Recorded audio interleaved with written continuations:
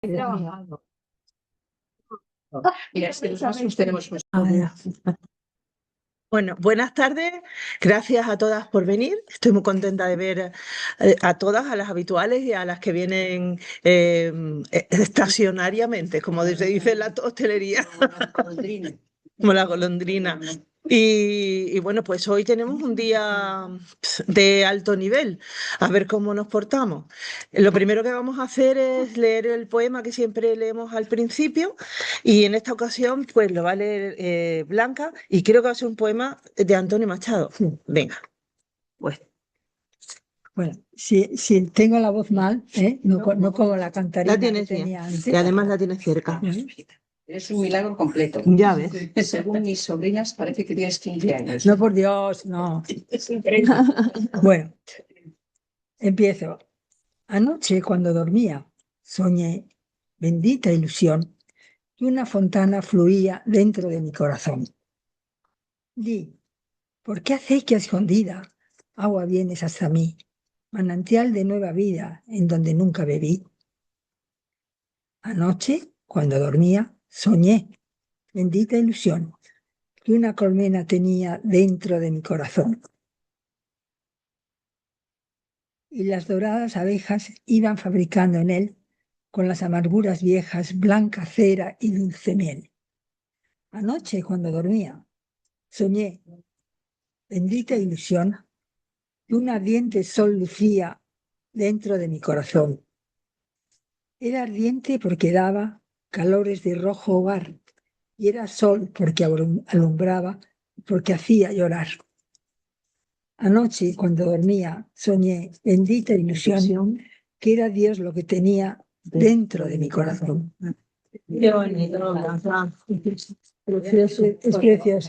Es muy bonito. Bueno, pues ahora Blanca nos va a dar unas notas de la obra y la Blanca. Sonia. Sonia. Sonia. ¿Eso me lo puedes dar, por favor? ¿Qué es que estos? Y el bolígrafo también. No, el mío. Vale. A ver, perdona.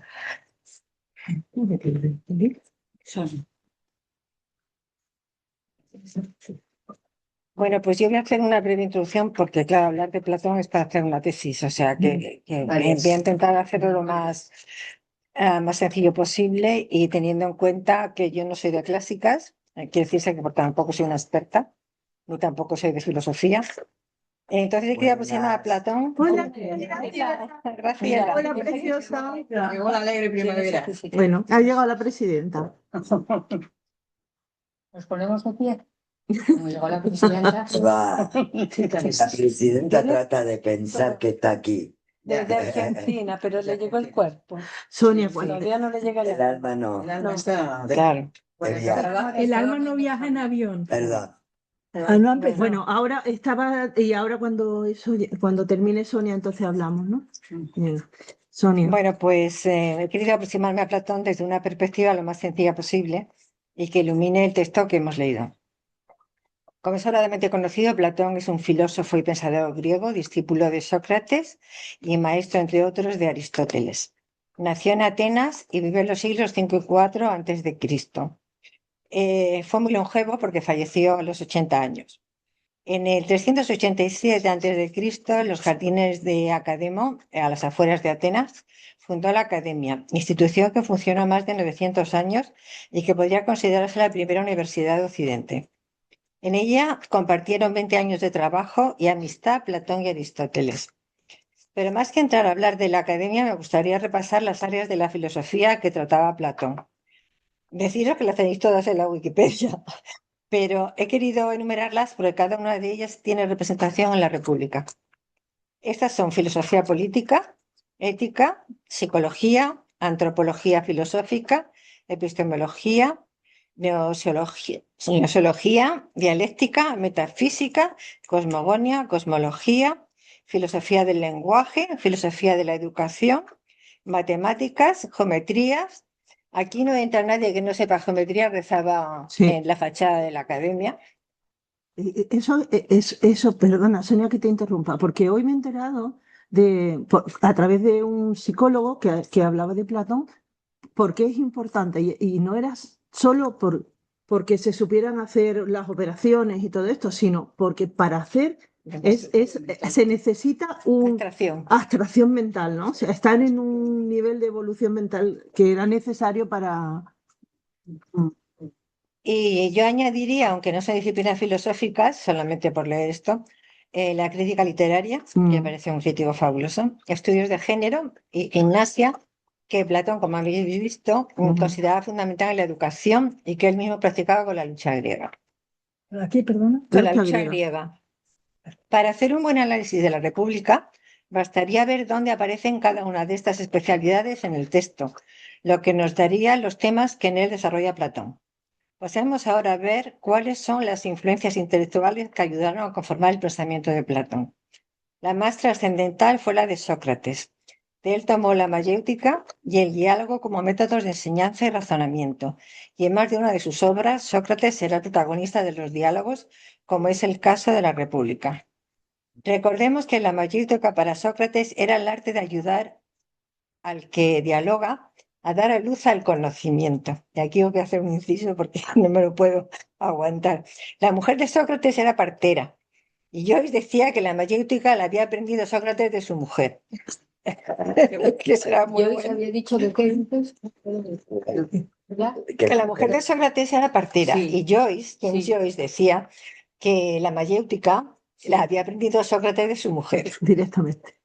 El interés por la política, la ética, la búsqueda de definiciones universales y la relación entre virtud y conocimiento serán otras constantes socráticas en la filosofía de Platón. Por otra parte, la influencia de Pitágoras y su escuela fue también fundamental en la filosofía platónica. La idea de la inmortalidad del alma, la composición del hombre en alma y cuerpo, la armonía del cosmos, las matemáticas y las matemáticas son pitagóricos. En la teoría de las ideas de Platón subyace también la convicción de Parménides de que la verdadera realidad es estable, eterna e inmutable, frente al mundo mutable y perecedero de lo sensible. Otras tendencias filosóficas pueden rastrearse en Platón, como son las de Heráclito y la órfica, especialmente esta última en la idea de la transmigración de las almas, y todas ellas están presentes en la República. Afortunadamente, de Platón se conserva su obra íntegra. En sus razonamientos, además de la mayéutica socrática ya mencionada, también utilizaba alegorías y los mitos. El corpus platónico está contenido en un conjunto de diálogos y un epistolario que se editaron y se agruparon siguiendo diferentes criterios a lo largo de la historia, por lo que ha sido muy discutido. Hay muchas versiones, pasa como con las traducciones de Homero. Sí. Según algunos autores, los compuso en tetralogías y según otros en trilogías. Y seguramente el hecho de que estuviera en la biblioteca de Alejandría ayudó a su conservación. No voy a enumerarlos todos, pero sí los más influyentes históricamente, y estos son la Apología de Sócrates, esa también la leí yo, la República, Fedro, Fedón, Timeo y el Banquete. No voy a entrar a desarrollar el pensamiento de Platón porque gran parte de él ya está contenido en nuestra lectura y a buen lector pocas interpretaciones son necesarias. Y como además imagino que habrá debate, espero que lo desarrollemos en ese momento. Pero sí decir que evidentemente Platón fundó el platonismo, movimiento que más adelante desarrollarían sus discípulos y que pasó a evolucionar e influir en el pensamiento occidental a lo largo de los siglos, convirtiéndose en una construcción colectiva que se extiende hasta el día de hoy. Y ya habréis hablado que La República es un libro muy actual, de mucha actualidad. El platonismo ha influido en el cristianismo, en el judaísmo y el islam, y lo ha hecho durante la Edad Media, el Renacimiento, la Edad Moderna, y en figuras tan notables como San Agustín, Maimónides, Averroes, Marsilio Ficino, Galileo Galilei, Descartes, Kant, Hegel, Henry Moore, y fue criticado por Heidegger, Nietzsche y Popper. Popper, Por ejemplo. exactamente. Ay, claro. Lo iba a decir yo. Si parafraseamos al filósofo inglés Alfred North Whitehead, cuando decía que, y cito, toda la filosofía europea consiste en una serie de notas a pie de página de Platón. Nos podemos, que está muy bien, es un poco exagerado, pero es verdad. Sí. Nos podemos hacer una idea de la enorme influencia de este filósofo en el pensamiento occidental.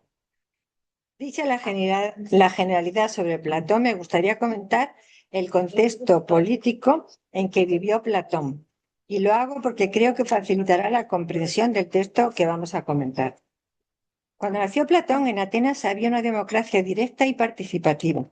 Los ciudadanos se reunían en asambleas y en ellas la oratoria tenía un gran valor y los magistrados se elegían por sorteo. Los magistrados son los cargos públicos. Previamente, Atenas había conocido la edad de oro de Pericles. Después de la guerra del Peloponeso, 431-404, que perdió Atenas frente a Esparta, se instauró una oligarquía apoyada por Esparta y que se llamó de los 30 tiranos y que fue autoritaria y muy violenta. Familias y conocidos de Platón participaron en ella. En el 403 a.C. se restauró la democracia por un grupo de demócratas. Se estableció de nuevo la democracia directa con asambleas donde votaban los ciudadanos, un consejo de 500 y amplios tribunales populares. Se dio una amnistía general, se permitió el regreso de los exiliados, se perdonó a colaboradores de la oligarquía, se dio prevalencia a las leyes y los decretos por encima de las decisiones de la asamblea, y los cargos públicos volvieron a ser por sorteo. Aumentó la influencia de los jurados populares y de los retóricos y oradores, los sofistas. Como consecuencia se produjo un exceso de demagogia, escalaron las tensiones entre ricos y pobres, las mujeres, los esclavos y los metecos, que eran los extranjeros que vivían en Atenas y no eran considerados ciudadanos, no podían participar, mientras la memoria colectiva de la guerra civil y de la traición política estaba presente, y se dudaba de la moralidad del perdón a los oligarcas. Solo me resta del perdón, pues algunos colaboradores. Repite lo que dijiste simplemente. Del perdón de tus A los oligarcas, a los colaboradores con la oligarquía. Pues no a los oligarcas concretos, eso muchos se exiliaron, pero los colaboradores sí se les perdonó. Solo me resta un breve apunte sobre los sofistas. Estos eran unos intelectuales que se dedicaban, esto es todo muy somero, que se dedicaban, entre otras cosas, a enseñar retórica, y cito, para poder convertir en sólidos y fuertes los argumentos más débiles. Y estoy citando a Protágoras, uno de ellos. De ahí que un sofisma sea un argumento falso. Al contrario que Sócrates o Platón, que no cobraban nada a sus alumnos, los sofistas ganaban grandes cantidades de dinero con sus enseñanzas. Era lo que hoy llamaríamos, pues esa es mi interpretación, pero creo que es verdad, eran relativistas y controlaban el relato público, como diríamos hoy en día. En términos actuales se podría decir que era una especie de asesores políticos de alto nivel. Y esta fue la democracia que en el 399 a.C. juzgó y ejecutó a Sócrates, lo que fue un duro golpe para Platón. Con esto lo que he pretendido es poneros en situación para que a continuación pasemos a comentar la República. Muchas gracias por escucharme. Gracias. Porque es que, claro, Platón es sí. Es que es tan difícil de abarcar, ¿verdad? Claro. Bueno, vamos a empezar la tertulia y vamos a empezar con Marité, que tiene ahí. Déjalo, no sé cómo lo... ¿Me caído algo duro? Sí, no sé si son de... Sí son. ¿Qué cayó? Aquí. ¿Lentes? Bueno, cuando tú quieras, Marité. Bueno. Esto es un primer plano que no sé si tú quieres. No, ¿verdad? Bueno, pero ahí por lo menos me sale la mitad de la cabeza. Claro. Bueno, yo tengo que confesar que yo no fui capaz de leer completamente la República, pero leí los libros 1, 2, 3, 4 y 5, y después y el 7, que era el que más me interesaba porque él quería la caverna, de todas formas, ¿no? Entonces, bueno, desde el punto de vista filosófico, yo no puedo ni opinar ni decir nada, pero entonces dije, bueno, voy a aprovechar lo poquito que leí para ver desde el punto de vista literario qué es lo que nos trae, qué es lo que nos trae la República. Entonces, bueno, muchos dicen es una utopía o es una distopía. Entonces, llamémoslo o yo le llamaría una utopía distópica. ¿Está de Para acuerdo? contentar a todo el mundo. Para contentar a todo el mundo. Una utopía distópica, ¿de acuerdo? Bueno, entonces la República, así como otros de los libros de Platón, está escrita con diálogos amenos, con la finalidad filosófica y como herramienta para seducir de alguna forma al lector en busca de la verdad mediante el debate, ¿no? Y usa preguntas y respuestas para llegar a conclusiones. O sea, usa el método socrático, usa la mayéutica, ¿no? Ujú.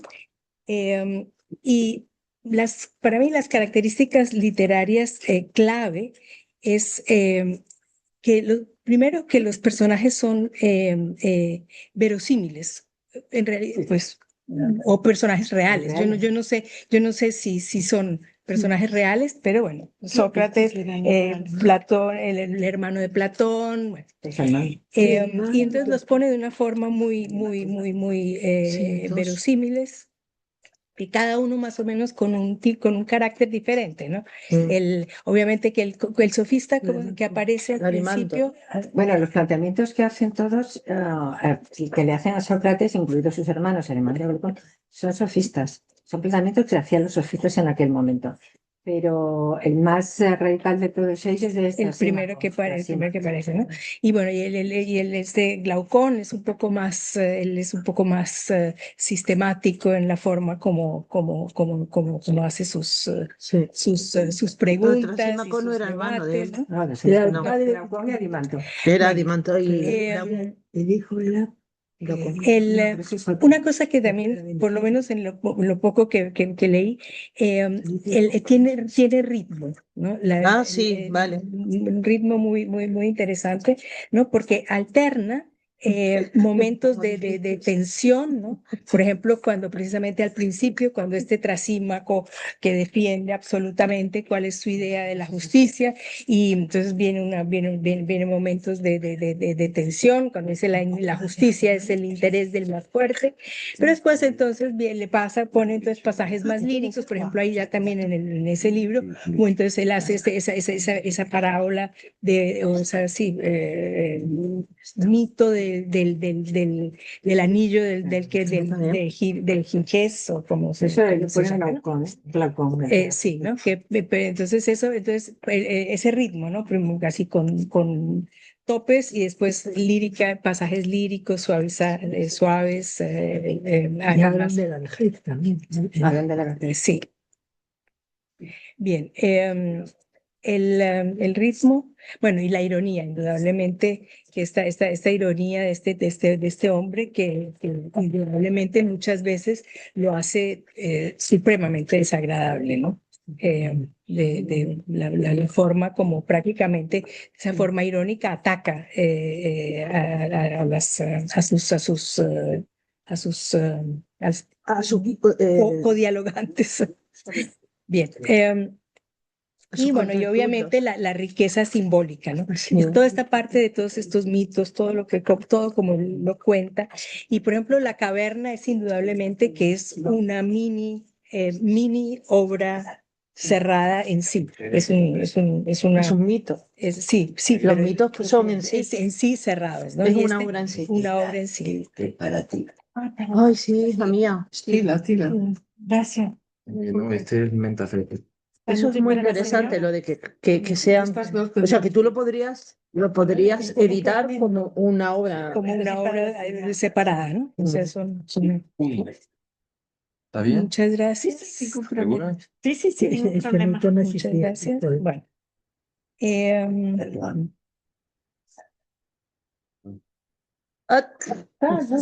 Perdón. Es alergia. Debe ser, no sé, estoy bien. Y también con respecto a la parte literaria, indudablemente la estructura y estilo de la República han inspirado, bueno, tanto utopías renacentistas como la de Tomás Moro, Sí. o la ciudad del sol de Campanella.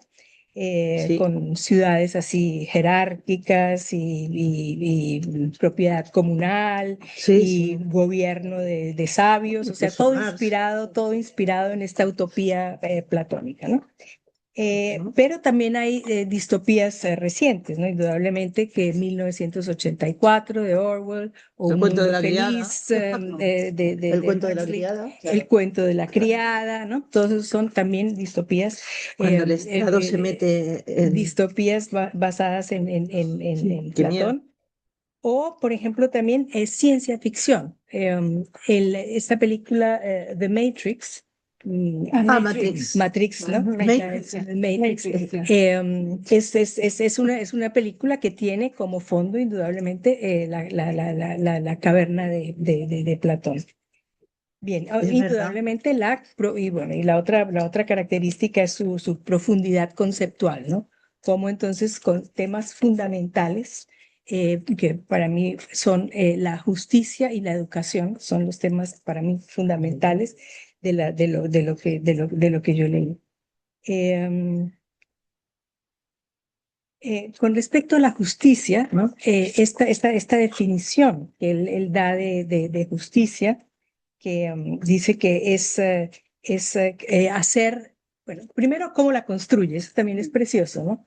Cómo comienza a decir, bueno, necesitamos, ustedes se dan cuenta que si ustedes tienen un texto con letra chiquitita que es difícil leer y hay un texto con letra grande que es fácil leer, ¿cuál prefieren? Pues obviamente el de letra grande. Entonces empecemos construyendo un estado que sería la letra grande y a partir de esa letra grande, una vez que ya tengamos entendido la letra grande, pues ya podemos ir a la letra chiquita, ¿no? Y entonces comienza a construir el estado que es en realidad lo que él construye pieza a pieza es una definición de justicia, ¿no? Entonces está también me pareció muy interesante. Y comparada a esa definición a la cual él llega, ¿no? Que es justicia es hacer lo propio, ¿no? Cada uno cumple con su función según su naturaleza, o sea, es la armonía con el todo, ¿no? Comparado, por ejemplo, con definiciones modernas de la justicia, como por ejemplo la que da Michael Sandel. Yo no sé si ustedes conocen este profesor de Harvard, que él tiene mi ídolo. Él tiene un libro que se llama Justicia, y tiene una serie de lectures que están en YouTube en Harvard sobre su curso sobre justicia. Y Michael Sandel dice que justicia no es solo un conjunto de reglas, sino un debate sobre el bien común y los valores morales compartidos, ¿no? O sea, no es platónico, pero es indudablemente algo que una evolución de la idea platónica. Bien, y con respecto a la educación, muy interesante me pareció, por ejemplo, cómo él comienza a decir, bueno, a los niños no hay que hacerles leer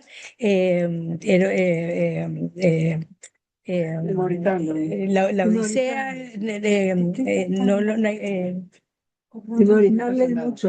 no hay que hacerles leer cuentos que, por ejemplo, hablen mal de los dioses, porque eso hace que los niños piensen que la autoridad no es importante, ¿no? No hay que hablarles de cosas amorales, porque para los niños es fundamental que todo tenga una cierta moral. O sea, una educación infantil muy rígida. Otra cosa interesante de la educación es que dice que mujeres y hombres pueden tener exactamente el mismo papel en la sociedad, y para eso tienen que estar educados igualmente. Entonces, él está en pro de la educación igualitaria de los dos géneros. Y la otra cosa importante de la educación es precisamente en la caverna, donde entonces ahí el concepto es educarse, es darse la vuelta, es mirar ser capaz de mirar para el otro lado, ¿no? Eso es educarse. Y educarse, que educarse, según la alegoría de la caverna, educarse es darse la vuelta, es mirar para el otro lado, no está siempre mirando imágenes allá, y educarse es dar la vuelta y mirar donde no ha mirado, ¿no? Y es un proceso doloroso, ¿no? No es un proceso fácil. Y entonces, y hoy en día viene todo ese cuestionamiento de estamos educando en un mundo, o a la gente, a nosotros mismos, lleno de imágenes, o sea, todo es imagen, todo está al frente, ¿no? Todo es externo. Entonces, y no se acepta ese proceso doloroso de realmente educarse, cuestionar. Y yo pienso que cada vez es más difícil que la gente joven, con la forma como los estamos educando, realmente vaya por ese camino que no es, que es un camino que produce dolor, porque uno ha estado sin estar en la luz y ver la luz, eso es terrible, los músculos no le funcionan tampoco porque ha estado tieso todo el tiempo, ¿no? Ese proceso hoy en día no lo estamos llevando a cabo, y eso es realmente algo muy problemático, ¿no? Es que la competencia es desigual, tan desigual, Entre hacer un esfuerzo y que te lo den hecho. y que te lo den hecho, ¿no? Qué difícil es. Sí. Y entonces, por ejemplo, ahí también, ¿no? Mea culpa. Por ejemplo, yo no fui capaz de leer completo La República, ¿no? ¿Por qué? Porque es difícil, porque, claro, los diálogos son simples, el lenguaje es ameno y todo eso, pero tienes que comenzar a entender. Y ahí yo dije, ay, no, ese paso no soy, para ese paso no estoy en este momento para darlo, ¿no? O sea que ese esfuerzo que se supone que uno tiene que hacer, no lo hacen. Cristina, ¿quieres tomar la palabra? No, vale. Mercedes. Yo vengo de oyente porque me ha traído la sensación de poder aprender algo de lo que él llama la educación mala y cómo habría que hacerlo. Sobre todo porque cuando en la democracia asesinan a los más válidos, el problema lo tiene la educación. Eso es lo que me ha traído. Es muy fuerte. Tu amiga Blanquita quería empezar.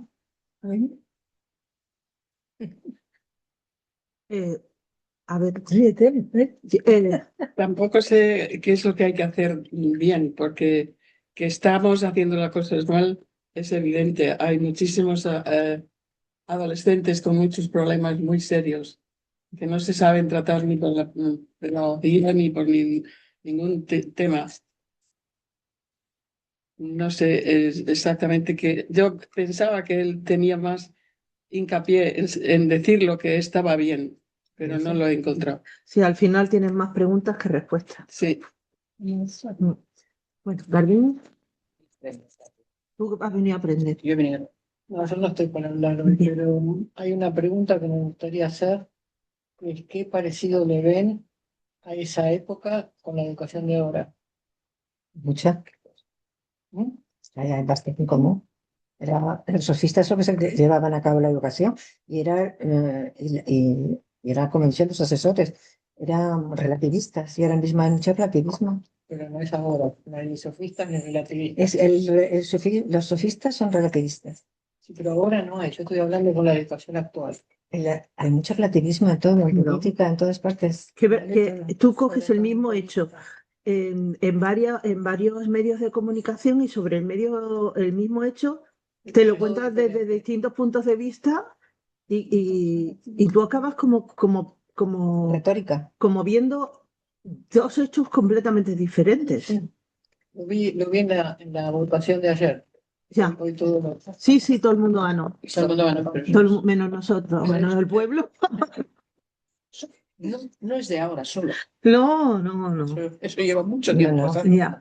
María Dolores. Habría que traerlo más aquí. No, Hacemos lo que podemos con los medios que tenemos. Señorita, Escarlata.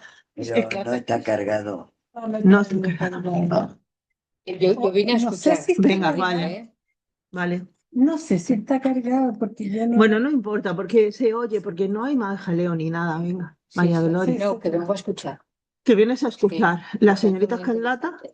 interesante. Directamente no lo leí. Empecé y no pude seguir, pero por estar ocupada, no no Claro, por claro, no, meterme. bueno, no pasa nada. Es que este libro necesita un tiempo sereno. No vale estar a salto de mata montándose en aviones para leer este No, no, libro. no. Y además me No. requiere. Verónica, ¿cómo lo ves? Me pasó lo mismo, empecé a ¿Qué leerlo pasó lo mismo? Pues Sonia, y en el tercio agárrate ahí agotada, a ver, y no lo estaba pasando bien. no lo estabas pasando bien. No, es que Es que es un libro intenso. soy muy matea, estudiosa. Se trataba de entenderlo todo y esto me agotaba. Y estoy en una Te edad en mi entiendo vida, completamente. estoy en una edad en mi vida en que no quiero eso. Yo estoy jubilada, ya ves, Para la neurona hay que moverla. hija. Bueno, oye, pero está en su derecho a sentirse así. Era demasiado. Dime, Yo debo decir que Graciela. lo leí con 15 años También. en filosofía en la escuela secundaria, Sí. con una profesora que iba haciéndonos estudiar párrafo por párrafo. Así, hay que hacerlo. No puedo hablar de él ahora, porque no puedo yo, pero párrafo por párrafo fuimos analizando filosóficamente. Sí. Esas Excelente. cosas en la educación en un pueblo no ocurrían aquí. No, pero eso sí ocurría en Buenos En la Aires. universidad me tocó Dios, sí. qué solita me siento y qué maltratada. Pero mil cosas más. Bueno, Yo no lo he leído. Sonia, a ver, ¿qué nos puedes decir? Bueno, o sea, es que aquí son muchísimos temas, es que son muchísimos temas, ¿no? He apuntado así unos cuantos, pero aquí solamente en croquis me parece que me han salido 9 hojas. Solamente en croquis para yo hacer memoria y recordar, ¿no? Porque a pesar de los apuntes, pues son muchas cosas. Yo veo que os interesa, sobre todo a ti, Marité, el tema de la caverna. Y voy a escoger así algún tema por hablar de algo. Y también he visto que os interesa mucho el tema de la educación. Y la política que ya os he puesto en el antecedente de la época en la que vivió él, ¿no? O sea, el tema de la caverna que viene precedido del tema de la raya, que es una raya que divide un segmento que lo divide en dos y luego a su vez en otros dos, ¿no? Eso realmente... Voy a hacer un inciso. Ha habido una obra, José Sacristán, basado en el mito de la caverna, ¿no? De José Sacristán, basado en el mito, es que es el mito de la caverna. En un teatro moderno, expuesto, ha tenido un éxito arrollador. Yo tenía mis serias dudas si la gente entendía lo que estaba viendo. ¿Cómo me ha recordado ahora? Yo no me acuerdo el nombre, pero era José Sacristán, es la obra de José Sacristán. A mí me ha recordado también una obra que hemos leído aquí en La invención de Morel, que eran como hologramas. ¿Te acuerdas? Sí. De Bioy Cazares. De Bioy Casares. O sea, es que la caverna es un mito clásico que tiene muchas, bueno, Tiene Heródoto. tiene interpretaciones Lo tiene más, Heródoto, la verdad. sí, lo tiene unas interpretaciones, la interpretación de que quiere hacer este Platón es epistemológica, del método del conocimiento, pero eso, sin embargo, ese mismo mito lo puedes aplicar a la vida perfectamente, ¿eh? Y entonces él lo hace. ¿Cómo hace? Primero lo hace con la línea y luego lo explica mejor para que lo entiendan con la caverna, ¿no? Entonces, lo que está diciendo es cómo se conoce. Es epistemología, o sea, el método para conocer la verdad y para conocer la realidad. Entonces te cuenta que están los hombres esclavos en una caverna, metidos, atados de pies y manos, y entonces hay un pasillo por delante y ven pasar sombras, que son los reflejos de unas figuras que pasan, sombras. Como marionetas que les están Sí, poniendo. entonces ven pasar sombras. Entonces, para poder salir de la caverna, salen de la caverna y entonces, claro, ahí hay más luz, porque primero hace la alegoría, una analogía con el sol. El sol es, a ver que no me vaya, pues son tantas cosas de uno a otro, el sol es como el bien, hace y entonces, primero explica esto, el sol es como el bien, ¿no? Entonces, tú en la vista, para ver, no solo necesitas la vista, sino también necesitas el objeto, pero además necesitas la luz, y ese es el sol. Bueno, pues esa es una analogía con el bien. El bien es lo que se necesita para conocer la verdad pura, el mundo de las ideas, ¿vale? Porque la hipótesis, él parte de lo siguiente, vamos a ver, a empezar por el principio. Tú sales de la caverna y te encuentras la luz del sol y te vas, lo que decías tú que es dolor, te vas no vas a ver, evidentemente. Entonces, lo primero que vas a ver, que los primeros que tú tienes conocimiento son las sombras. Después de las sombras, ya ves las imágenes. Después sales y ves, que además es muy interesante porque esa es la teoría del espejo de Lacan, es el principio de esa teoría, vas a ver los reflejos de las cosas naturales en el agua. Esas son las imágenes y en los espejos. ¿Tú dabas teoría literaria en la facultad o algo? ¿Tú has dado Yo he estudiado literatura. vale. Entonces, a mí lo que más me ha gustado ha sido la crítica, pero bueno, la crítica. Entonces, luego ya sales de ahí y lo que ves son las cosas que vemos nosotros al natural, ¿vale? Entonces, para conocer, y luego cuando quieres volver, porque tiene el filósofo, tiene que volver para decirle a los demás la verdad y para dirigirlos que se va, entonces todo es doloroso y tal. Entonces, eso es lo mismo con el bien. Es lo que tú, para conocer el conocimiento puro, él establece una división entre el mundo sensible y el mundo intelectual. Entonces tú, para conocer realmente, primero vas a partir de esas imágenes y esas sombras y esos reflejos constituyen el mundo de la opinión, de las apariencias, lo que parece que es. Ahora tú vas a entrar en el mundo de la verdad y parte de esas imágenes, que es lo último, esos reflejos, partes de hipótesis. Y de esas hipótesis al final te desprende de esas hipótesis para llegar a la idea del bien. Y es la idea pura. Es lo que dice en el final del libro, por ejemplo, con las mesas. O sea, ¿qué es una mesa? La mesa que hace el artesano, la mesa que pinta el pintor, o la mesa, el concepto, y lo que hace con los dedos, el concepto, la esencia de lo que es una mesa. Y esa es la realidad. Eso, cuanto más puro está, es la idea, esa es la idea. Entonces, el concepto, la esencia, eso es conocer la verdad y conocer la realidad. Y en el fondo de todo eso lo que está es el bien. Una interpretación más próxima. Todos nacemos en la caverna. Esta es mi interpretación. Todos nacemos en la caverna. Tú naces en un contexto, en una época, en una educación, tú tienes unos condicionantes de nacimiento. Puede que te quedes ahí. ¿Tú no crees que la socialización nos mete en la caverna? No, ya naces en ella. Es que ya naces en la sociedad, tú naces en un contexto. Ese es el problema. El problema es que tú sepas salir. O sea, estoy hablando ya a un nivel más terrenal, más, si quieres, más literario. O sea, tú tienes que salir. Si tú eres capaz de salir, bien. Si no, te vas a quedar, como dice al final, en los niveles. Hay 3 niveles del conocimiento de las cosas: un nivel medio, un nivel bajo, un nivel medio y un nivel alto. Si tú te mueves en el nivel bajo al medio, cuando llegas al medio, como no conoces más allá, no conoces la esencia, no conoces la realidad, no conoces el mundo de las ideas puras, pues te crees que estás en lo mejor de lo mejor.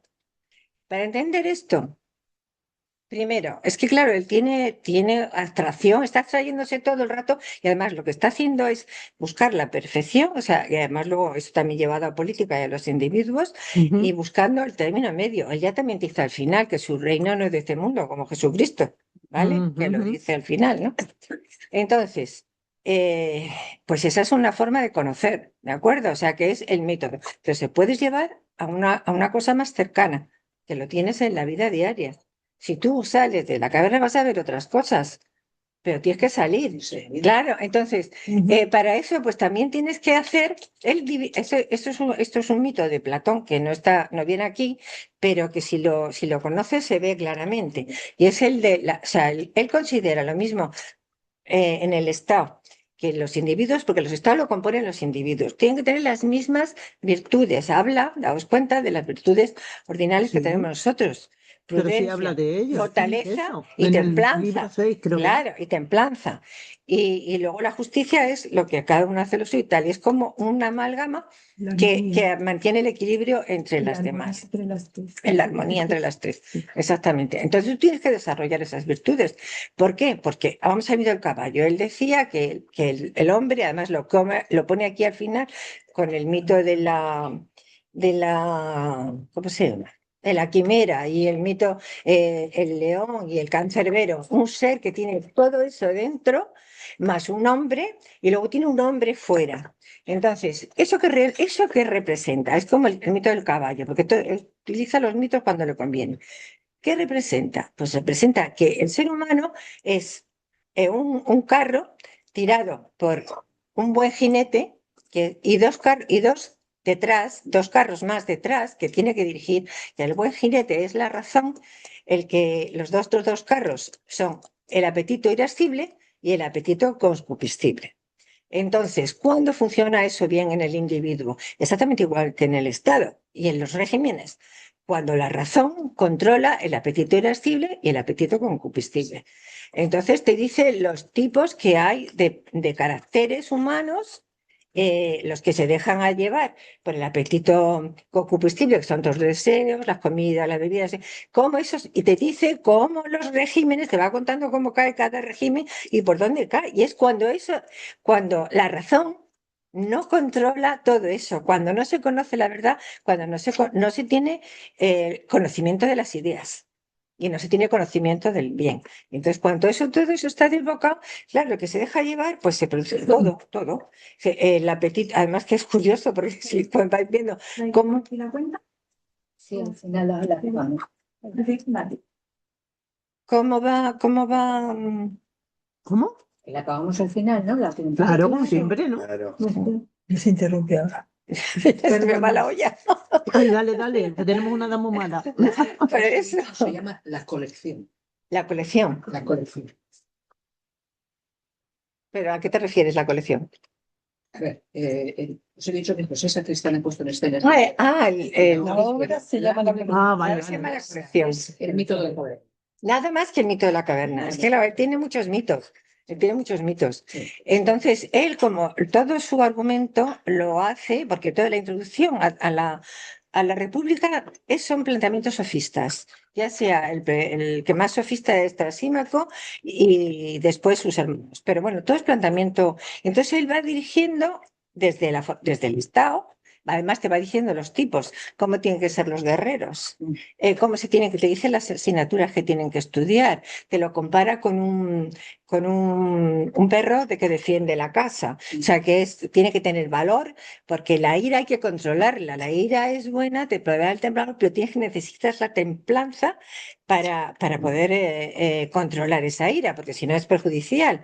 Y luego, claro, los apetitos desatados, que además casi todos vienen por el dinero, que son pues la lujuria, las comidas, el comer, todo el desorden total, claro, si eso no está controlado en el individuo, tampoco está controlado en el Estado, porque por eso te dice además que son los ancianos los que se tienen que tener, porque es que es tan completo que abarca todo, es una cosmología, una cosmogonía, es todo.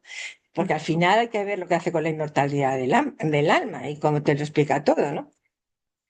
Entonces, no sé qué os quería decir, a ver, porque son tantas cosas. Pues deja alguna. Deja alguna. Yo no sigo. Hay una cosa a mí una cosa que me encanta, que me ha encantado.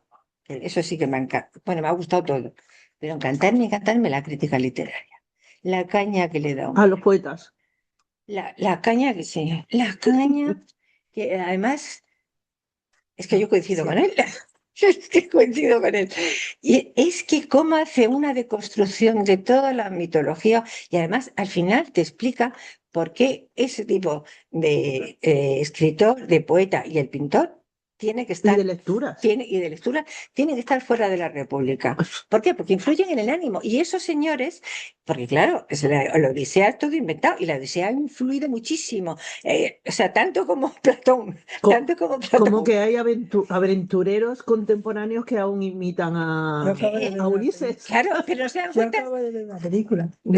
Es que, por ejemplo, con la película esta que ha sacado Christopher Nolan, que no se ha publicado, yo no sé si está partiendo de risa de todo el mundo y tal, pero hombre, es que yo te puedo decir que es que mi propio marido está indignadísimo, porque cada vez que le están tirando por los suelos el mito de Aquiles, la figura de Brad Pitt, el tío más cacha, el más fuerte del mundo. Pero se estrenó la película de... No, todavía no, están los trailers, No, pero no, ya hay yo voy a polémica esperar. con los trailers. Vamos, que yo no he visto todavía la película, o sea, no sé Si me cómo dejan. será.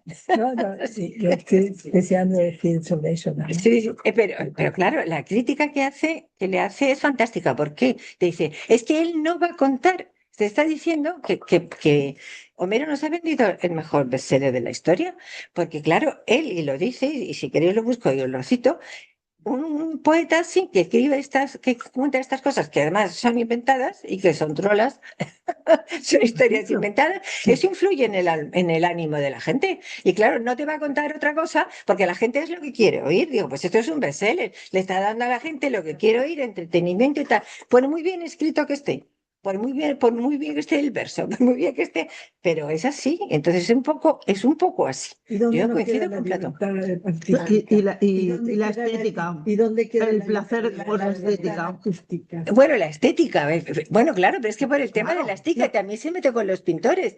Pero es que No deja para luego. pero vamos a ver, Pero él, a lo que tú decías, Sonia, ¿no? Que se mete, pero digamos, ¿dónde está la libertad artística?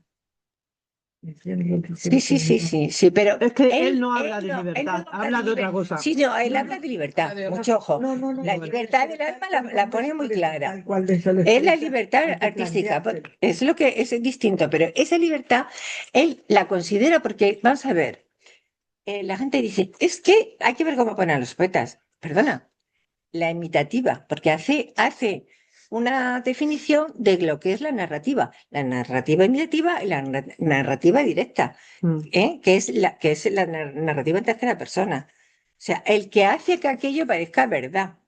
Entonces, él lo que no quiere son cosas que no son verdad. Lo demás de la otra no dice nada. Además, es más, hay muchas cosas que critican de mitos, luego cuando le Y yo, por conviene, ejemplo, encuentro utiliza los en eso una mitos. contradicción, porque si todos estamos metidos en una caverna, a ver quién decide qué es la verdad. Es lo que iba a preguntar. Sí, ¿Qué es la verdad?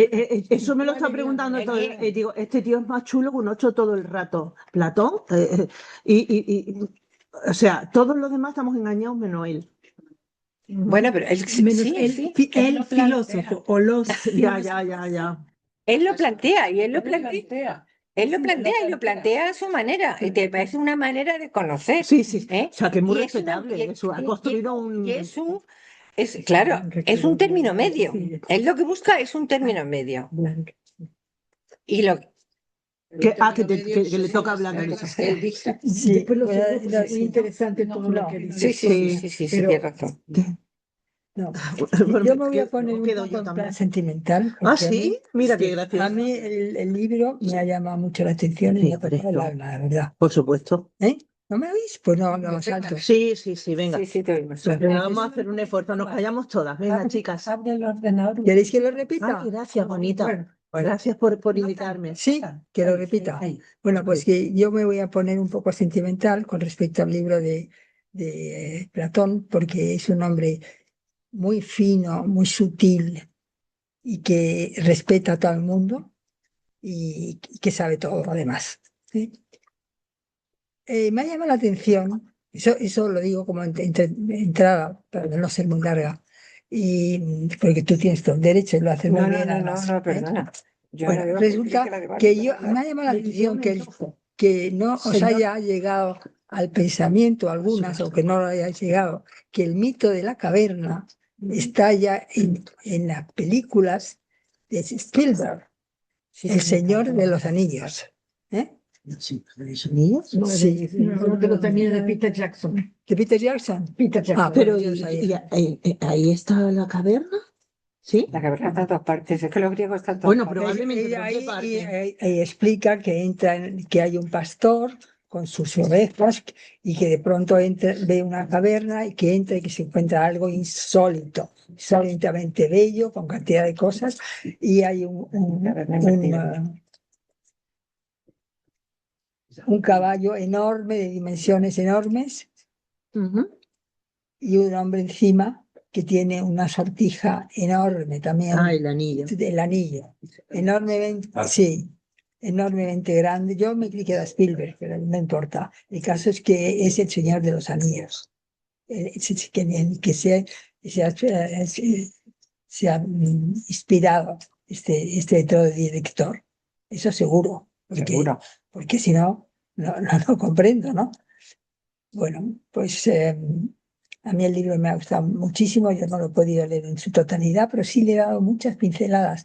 Al principio me extrañaba mucho cuánto hablaba del alma, muy al principio, y dije, a ver que me expliquen esto.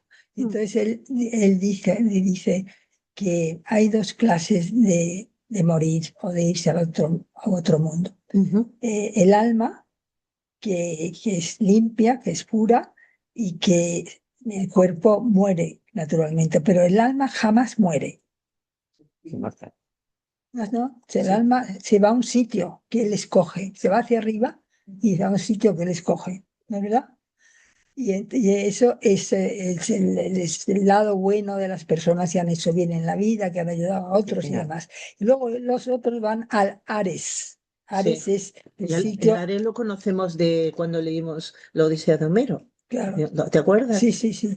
Bueno, se van al Ares y allí sufren su castigo y su mal hacer. Un purgatorio, ¿no? Es Una cosa así. Sí, pero el caso es que en ninguno de los casos el alma muere, porque el alma de los Ares puede ser mala también, ¿no? Pero le dan su cometido en el otro mundo, en el mundo que tiene que ir, que es el mundo de los dioses, el Ares. Entonces, bueno, pues esa es una parte que me interesó mucho y que me dejó tranquila, porque dije, ¿qué van a hacer con el alma al final? Con lo que tú aprecias la tuya, ¿no? La mía. Bueno, total. Pues una buena pregunta, ¿eh, Blanca? No te creas que eso es una... Voy a hablar un poquito más. Ay, perdóname, hija, que creí que había acabado. No, Perdona que yo me he extendido. no, la de esfuerzos que he hecho yo para poder hablar más cosas, tú. A ver. Cada vez. Tenemos, por ejemplo, que es un hombre que lo toca todo. Que es un poco como Wagner, aquella palabra famosa que hizo, que nunca podemos leer, que lo llena todo absolutamente. Borges también. Borges también. Bueno, pero yo aprendí primero de Wagner, eso. Y es verdad que toca todo, la educación, la ciudad, yo qué sé, todo. La medicina, la gimnasia, los médicos, en fin, toca todo. De todo da una explicación y yo las he leído, pero no me voy a aburrir. Entonces, espérate, porque yo me voy un poco, que soy mayor y Estás muy bien. Se me va la cosa. Vas bien. Mejor que muchos de aquí que se han ausentado. No, yo quería hablar un poco de cómo él se toma tan en serio su ciudad. Ah, claro. Y dice que tiene que haber un guardián. Qué interesante. Sí, que tiene que haber un guardián que esté pendiente de las mejoras y que para que eso haga felices a sus ciudadanos. O sea, que es un hombre que está en todo eso. Y no sé, ¿qué más puedo añadir? Que os he dicho que la medicina se lo toma un poquito a la ligera para mi manera de ver, porque comparemos con la medicina en ese momento, es que es una cosa fastuosa. Perdón, pero con respecto a la medicina, eso es terrible lo que él dice, que, o sea, que no hay que, la medicina tiene que usar los recursos muy bien usados, entonces aquellos que están enfermos incurablemente, pues pero es que no tienen remedio, no tienen remedio y se mueren. Pero es terrible. Es muy fuerte. Es despiadado en muchas ocasiones, ¿no? Y toda la parte eugenésica, ¿no? La medicina también está para preparar a cada uno lo mejor que puede, ¿no? Luego yo quería dar un punto a Platón en el feminismo, porque verdaderamente quiere absolutamente que las mujeres estén igual de educadas. Y además las mujeres más bien pobres trabajaban en agricultura, en ropa, en lino, por ejemplo, en lo que encontraban de poder trabajar, ¿no? Y bordar y demás. Pero cuando se daba cuenta de que una era muy listilla, le proponía que sí, le venía bien subir de categoría. Y entonces no había como ahora que hay lo que hay, ¿no? Como quiero decir, oposiciones, eso no existía entonces, sino el valor personal de cada uno que lo veía el guardián y decía, esta me vale para más, ¿no? Luego, la medicina, ya tú lo has dicho, la ciudad es eso que lo quería curar, lo quería cuidar por encima de todo. Y los libros le interesaban muchísimo también. Y hay un capítulo, uno de los temas de ese libro es los libros. Y dice que hay que tener mucho cuidado con los que leen los niños, que en efecto hay que prepararlos, pero prepararlos a lo mejor para la guerra del Peloponeso, la guerra del Peloponeso. Sí, fue después, pero quiero decir que es una comparación y pobrecito, niños jóvenes van a divertirse y leer libros de aventuras o de lo que sea, pero el día de mañana tienen que estar también preparados para acudir a una guerra en serio, ¿no? Y no hablaba del Peloponeso. Y se encara un poco con ¿cómo es el escritor de historias y de libros? Homero. Sí, lo desprecia un poco, ¿verdad? Sí. Y dice que tenga cuidado con lo que escribe. Sí, eso lo he leído yo y tú también, ¿verdad? Sí, es que los desmistifica, lo reconstruye un poco. Sí.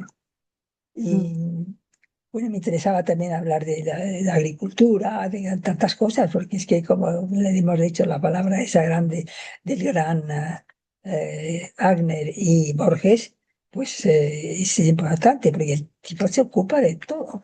Es una maravilla. Y al principio también me gustó mucho, lo encontré también muy cinematográfico, cuando Sócrates y Platón están arriba en Atenas y empiezan a bajar porque quieren ir a Pireo. No, el Pireo es hacia arriba. No, Pireo es el Eso, el Pireo es el puerto, ¿verdad? Pero lo que hacen es subir. No, primero bajan, pero cuando empiezan a hablar es cuando suben. No, él siempre quiere subir, él siempre quiere irse porque su casa está arriba en Atenas. Quiere y subir no puede, o sea, él y va- quiere mostrarle algo que es una Sí, es que caballos, es una metáfora. una carrera de caballos con torchos y le quiere dejar atónito y le quiere buscar, le da en su casa un gran banquete. el viejito este. Sí, el padre de bueno, A ver, el libro empieza, ayer bajé al Pireo, Sí. y en realidad lo que quiere decir es que bajó hasta el lugar más bajo y luego se reunió con alguna gente y empezó a subir, y es una metáfora de ir elevándose en el conocimiento junto con sus alumnos según se va produciendo la dialéctica, ¿no? Sí, hacia la Acrópolis. Yo quiero hacer un comentario. Efectivamente. Sí. Di. Pues terminaste tú. ¿Terminaste? No sé. Bueno, luego acabo yo Yo cuando me puedo digáis. decir muchas más cosas, pero no importa. ¿Quieres decir? Solo quedo yo. Yo no lo leí, pero cada vez que lo cogía, hacía así, decía, ¿cuántas veces dice es cierto? Si vosotros... Sí, se os- Y dijo y dije. no, Dijo y dije, pero es porque Pero eso hay que- forma no, parte yo comento del... esto. Sí, Hay que tener en cuenta que Platón no es el que habla. Habla Sócrates. Siempre. Siempre.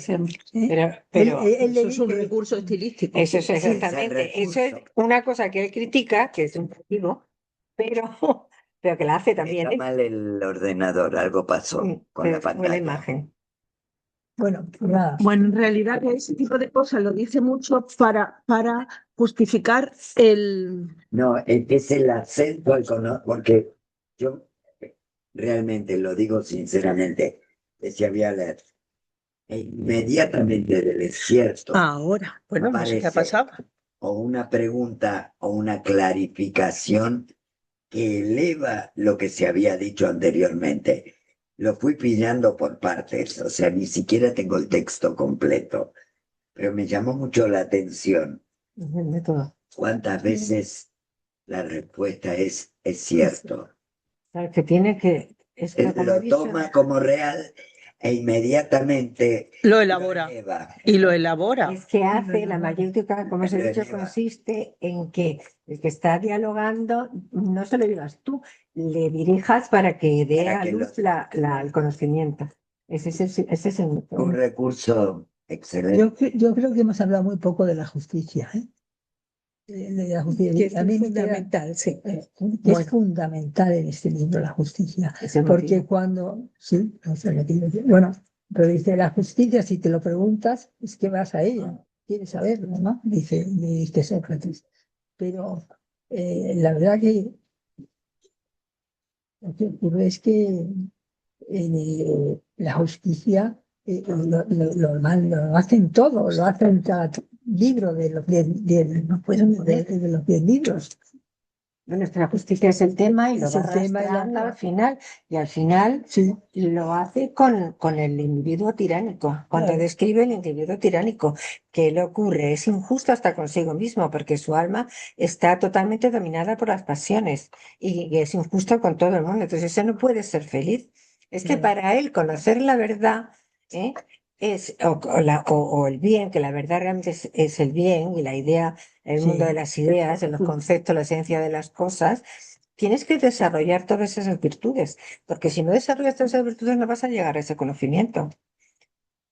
Porque ya te explica lo de los 3 niveles que he dicho antes. Sí. Tú cada vez que subes, te crees haber conocido, ya estoy fenomenal. Te lo explica también con la caverna, cuando el filósofo que regresa para dirigir a los demás, a los que no, pobres mortales, que no nos hemos enterado de nada, pues entonces es cuando los demás le van a decir que no, que claro, y él está, y además es más, porque dice que los sofistas, la Una resistencia a sociedad, la verdad. claro, y tienes razón, es que tú no puedes ir por ahí contando la vida, la realidad de las cosas, porque la gente no la quiere oír. Mira, Claro. una cosa que me ha quedado, que es que, perdona, enseguida te dejo la palabra, con lo de la sortija, pues se preguntan que si él considera que ha sido un robo, que es injusto, y dice que no. A mí también pareció, me chocó un poco, porque bueno, vivimos en mundos distintos, ¿no? En que ahora se puede, porque yo me encuentro un anillo de oro o de brillantes ¿En la calle? no, en la calle no, en el baño de un hotel o de que sea. Y bueno, a ninguna de nosotros se nos ocurre guardárnoslo, ¿no? Pues, A mí me lo robaron en el Corte Inglés. Volví de un anillo fíjate qué en el espanto. baño del Corte Pues Inglés. eso es, no, Eso es lo el normal ahora. No te creas. Eso no lo dice Sócrates, lo dice Depende de los... Sí, lo dice Glaucón, no lo sí, dice claro. que es sofista. sí. Mm. Bueno, pero a lo que voy es que Platón encuentra que no es injusto.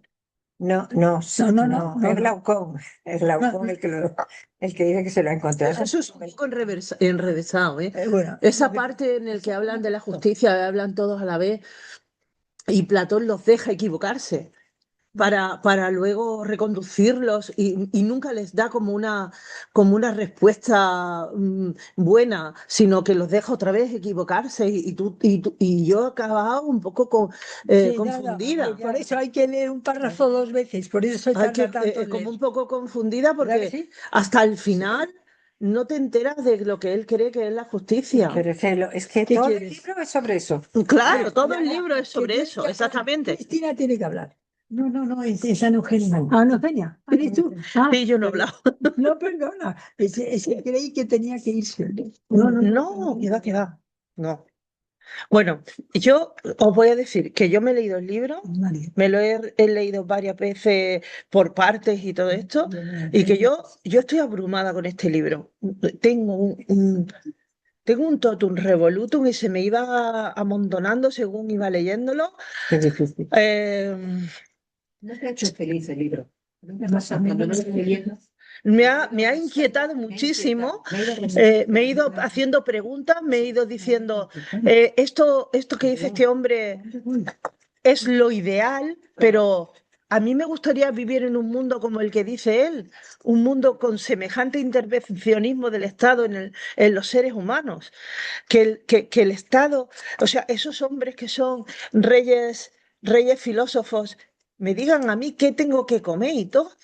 Por favor, con lo que nos gusta a nosotros el chocolate. Eso en contra del liberalismo, guapa. Sí, efectivamente. Sí, y la verdad me ha inquietado muchísimo. Lo que sí, por ejemplo, he visto que para que un Estado o una agrupación de seres humanos funcione, tiene que haber unas normas y unas reglas y tiene que haber una organización. Eh, entonces, ¿qué me recordaba a mí algunas veces? Cuando se hablaba cuando yo veía el edificio que estaba construyendo Platón para nuestra sociedad, que eso es lo que más maravilla, porque el tipo tiene un edificio completo con oficinas para cada uno de los asuntos que podamos tener los seres humanos, ¿no? Me recordaba a lo pequeño, a la letra pequeña, me recordaba a la familia tradicional española de la que se hablaba en los años 60 y 70, que funcionaba si todo funcionaba como se decía que tenía que funcionar. Porque en el momento que algo no funcionaba como se decía que tenía que funcionar, o la moral de un padre, o el hijo que no quisiera estudiar lo que le tocaba estudiar porque era de padres a hijos y era para lo que él estaba educado desde el principio, pues si en el momento de que alguien tuviera una idea libertaria, se iba todo a hacer puñeta. Pero ¿Qué? todo eso estaba al abrigo de una dictadura que te iba diciendo qué era lo que estaba bien y qué era lo que estaba mal. Pero Ahí de ti si te salías. esto que nos plantea Platón no es una democracia. No, No es. que a la democracia le da mucha caña. Es una res pública, pero no es una república demócrata. Nos habla de la res pública, pero no de un. Y esa familia que tú pones como ideal, Claro, ¿era lo ideal? era lo ideal. Era lo ideal para aquella época. ¿Pero tú crees que es lo ideal para cualquier época? Igual que la República de Platón, si tú quieres que las cosas funcionen bien, bien, bien, sí. Pero ¿quién es el que decide qué? Claro. Es el estado de equilibrio. Claro, pero ¿quién es el que decide bien? Ya te lo dice El dictador, ¿por qué? ¿Pero por qué? Pero, a ver, que estoy de acuerdo contigo completamente, Garbiñe.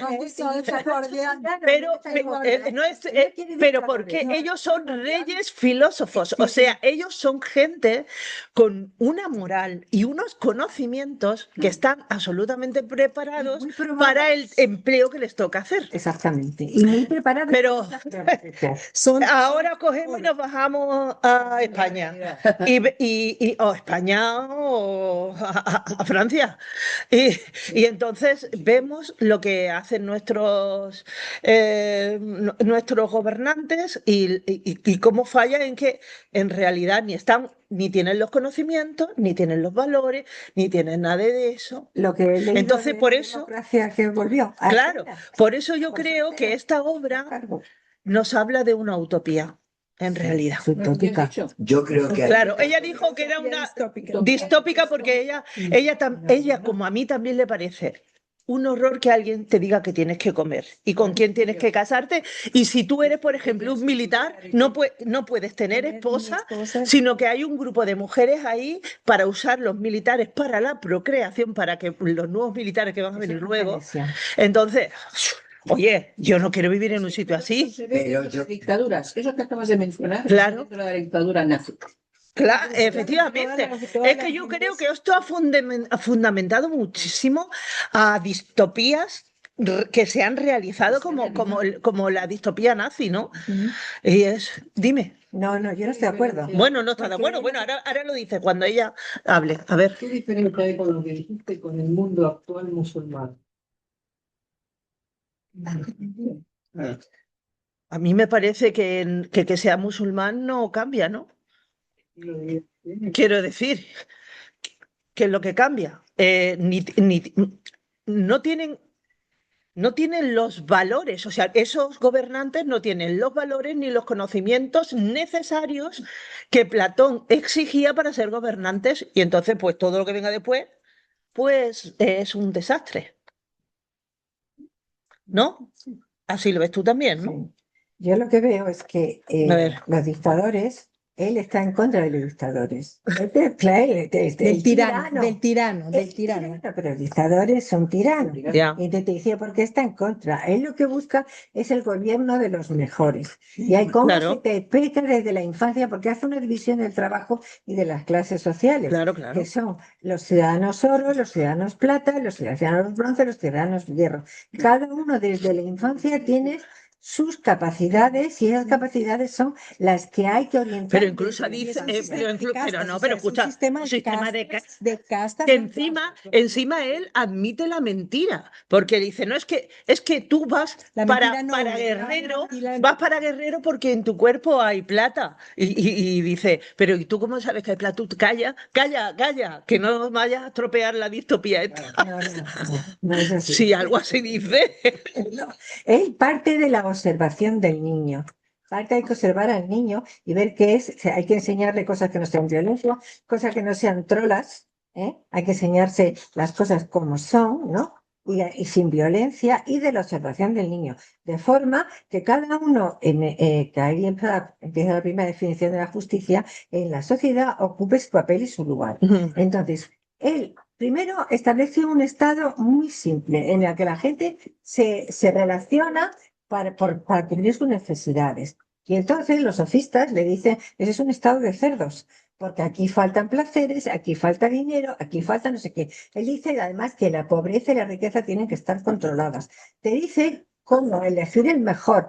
Claro, es que... Y los placeres también, bueno, súper controlados. Está súper controlado, pero te dice cómo se tienen que preparar a los filósofos, los que hay que observar al niño, que tiene capacidades, y lo mismo da que sea el hijo de un artesano, que sea, porque te establece una sociedad que tiene movilidad social, tiene movilidad social. Lo mismo da que sea el hijo de un artesano, porque si el hijo del artesano tiene madera de oro o tiene madera de plata, se le aparta y se le educa para esos cargos. Y además, para llegar a ese cargo de filósofo y gobernador, tiene que, pues por eso es que le meten en 30 y tantos años estudiando, Sí. te dice todas las materias que tienen que estudiar, lo que tienen que estudiar, te dice además por qué la sociedad rechaza a los filósofos, porque claro, va a contar porque se conforman. Y también te dice que no pueden tener riquezas. Tampoco dice que no pueden tener riquezas porque se le tiene que dar los honores, se le tiene que... el resto de la sociedad le tienes que pagar todo, que lo tengan todo cubierto.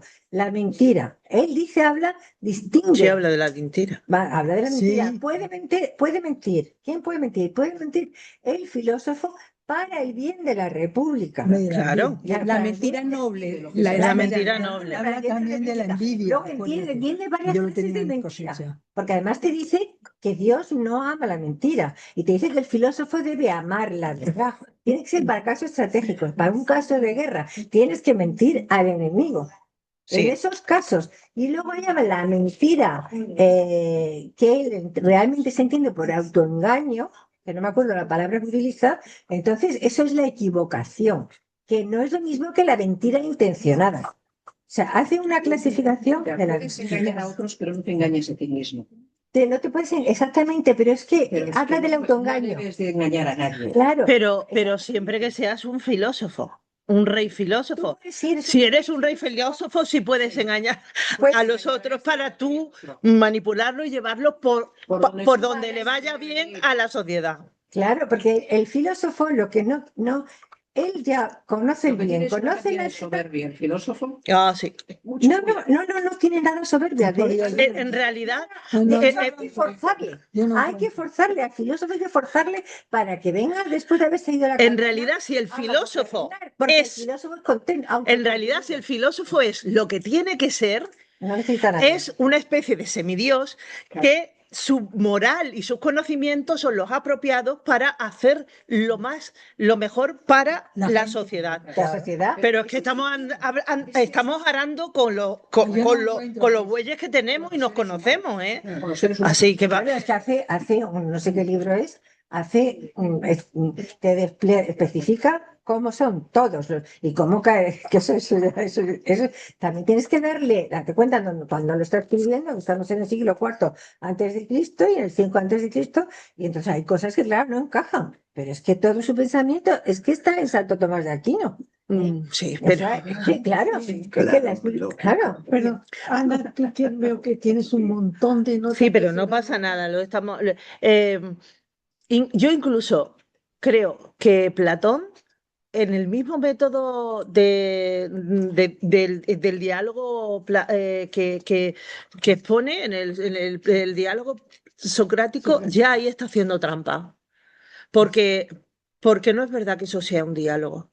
Es una conducción, una manipulación hacia donde él quiere llevar a la gente. Conducción, claro, ya te lo dije. Claro, es una socialización. El traer a la luz, bueno, no, porque deja hablar a la gente. O sea, Sí, la deja hablar, pero los conduce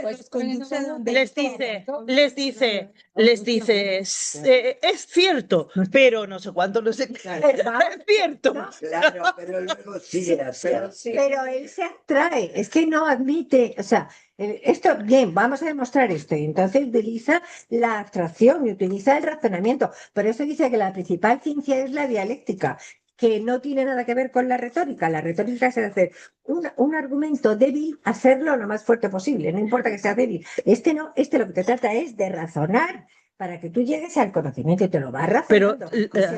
Pero no razonas lo que tu conciencia crítica te dice. Vas razonando conducido hacia donde te lleva él. Pero viene de Sócrates, porque vale, de acuerdo. Pero que no, a ver, a mí me parece una obra magnífica porque realmente lo que os digo, un edificio, una construcción que trata todo, que todo eso. Pero a mí me da mucho miedo, perdonadme que os diga, a mí me da muchísimo miedo. Te dan miedo las consecuencias. Sí, y me da mucho miedo que alguien me conduzca a mí y que me manipule mi forma en la que yo estoy elaborando el pensamiento no sé, a mí me parece que no, y si no estoy de acuerdo, y si yo no estoy de acuerdo. ¿Estás de acuerdo? Eso todo el mundo dice que no está de acuerdo. No, pero ahí no hay nadie libre. No, sí. ¿Quién es libre? Tienes que tener en cuenta el momento político que... Sí, no, es que él venía de los 30, del gobierno de los 30, venía de que la democracia, supuestamente, que creemos que es el menos malo, pero nosotros ya lo sabemos, es el menos malo. Tiránico. Y vete a mirar... Se había cargado a Sócrates. Se había cargado a Sócrates. Y vete, entre otras cosas, porque Sócrates se metía también con los mitos. Claro. Con los dioses. Es más que no cobraba por sus enseñanzas. Pero tú, fíjate, si en el capítulo que vas cogiendo toda la democracia, la oligarquía, ¿cómo te va explicando? ¿Cómo se van corrompiendo todos los sistemas? Y cómo te explica también cómo se corrompe el filósofo. Sí. O sea, es que aquí de lo que se trata es de la virtud. Claro, pues efectivamente, pues no somos todos tan virtuosos. Claro, no sé. Pero él quiere la virtud. Él quiere la virtud. Y entonces, pero nos tendremos. Yo creo que esto, si no se hace en una sociedad que esté drogada completamente, no es posible, porque yo no sé que el ser humano tiene algo que nos impide tener esa disciplina y tener esa... Es la envidia de nosotros. Tenemos muchas cosas, tenemos el libre albedrío. Y defectos de carácter. El último capítulo te explica el libre albedrío. Sí. Te lo dice claramente. Porque además hay cosas que ya te digo que están desfasadas. Por ejemplo, hay ciertos matices eugenésicos. Porque, por ejemplo. O los poetas. Bueno, no, a mí no me parece mal que se meta con el poeta. ¿No? A mí no. ¿Por qué? Vamos a ver. Es la forma más sublime de la literatura. Lo critica. O sea, cuando critica una cosa, se refiere a poetas a Homero y a todo esto, no a la poesía, por ejemplo, que ha leído Antonio Machado ahora, porque se refiere a eso. Cuando el escritor, porque por ejemplo, de la imitativa, Esa es la imitativa, que es lo que llama el diálogo. Cuando hablas por otro, que luego él lo usa, cuando hablas por otro, cuando haces creer una cosa que no es verdad, Claro. que va a influir. Pues eso lo hacemos todos los escritores, Sonia, cariño. ¿Cómo hago literatura? La literatura, la narración tiene mucho de algo que yo le pongo, que no es verdad en la mayoría de los... La cosa es que no es verdad, pero son posibles. Pero tú lo que bueno. él se está metiendo con los mitos y los dioses homéricos y los mitos y los dioses de Hesíodo. ¿Por qué? Cuando leímos la Odisea, os lo comenté, la Odisea crea un orden social que viene funcionando desde Homero. Y Homero, lógicamente, era un rapsoda que tenía que ir cantando los banquetes de un sitio para otro y es un testigo. Yo os hice una pregunta que fue, ¿por qué no mata ¿cómo se llama? Ulises. Odiseo? ¿Por qué no mata? Aquí hay dos personas que perdonan en la matanza. ¿Y quiénes son? ¿Y por qué no los matan?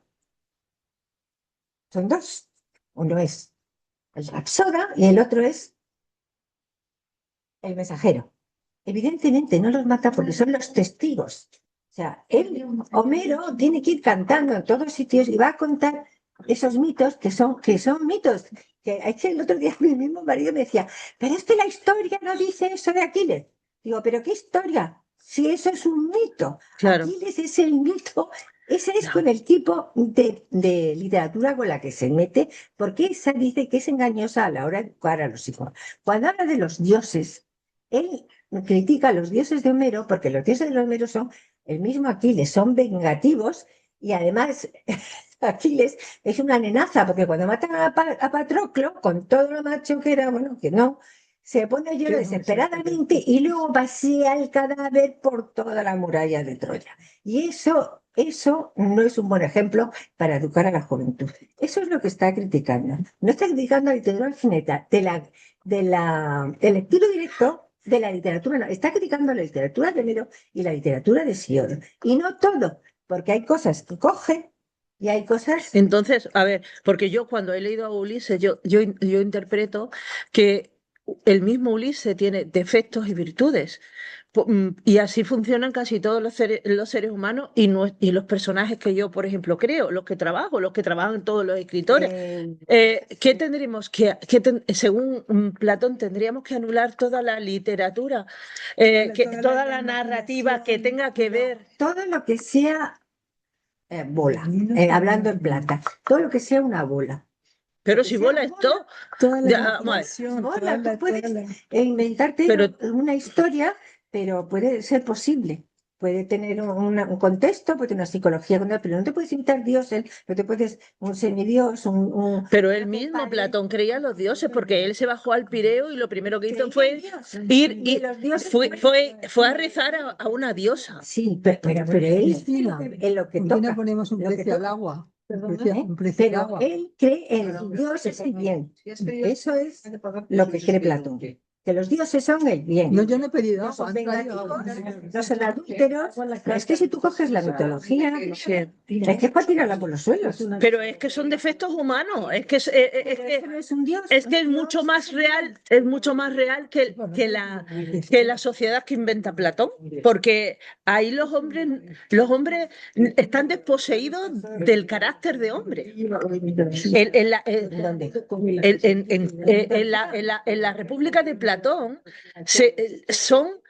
son piezas de una sociedad que el orden social que viene de la época de Homero sigue funcionando hoy en día. Por mucho que hayamos modernizado y mucho tal, si es que aquí no hay nada inventado que no hayan inventado los griegos, si es que eso lo ha inventado psicología, si es que aquí Platón está hablando de psicología, está hablando del principio de realidad de Freud. Es que lo tiene ahí ya, y es que está hablando de la teoría del espejo de la sí, en eso es absolutamente increíble. Ya os digo, para perderse la cantidad de temas que trata, que yo de verdad lo he pasado yo creo que regular. Y mi marido hoy me ha dicho, dice, por fin te vayas a la tertulia de Platón, porque lo tengo loco, viéndome documentales, viéndome películas, leyéndome todo, haciendo audios, podcast. O sea, ha sido una locura este mes. ¿Para ti también ha sido una chalaura? Pues para mí enorme. Yo creo que de todos modos esto hay que tomarlo por partes. Que por más que la República sea un conjunto de muchas cosas, hay que tomar inclusive, hay sectores donde hay que tomar 5 o 6 páginas y hacer un análisis satélite. Sí, es que lo que decía antes Sonia, que el mismo mito de la caverna ya es una obra, ¿no? La verdad es que os digo que estoy muy orgullosa, que os agradezco muchísimo que hayáis propuesto este libro, porque si no, yo por mi propio impulso no lo hubiera leído. Sí, y es una provocación para discutir. Exacto, es una provocación. Creo que ha sido muy buena la tertulia. Es un debate que permite el intercambio de ideas. Claro. Decir algo. Como A ver, tú dices, Santo Tomás de Aquino toma Platón. Yo creo que luego lo que se toma es Aristóteles. Porque Aristóteles es quien organiza este pensamiento. El tema. Lacan toma Aristóteles y lo menciona 200 veces.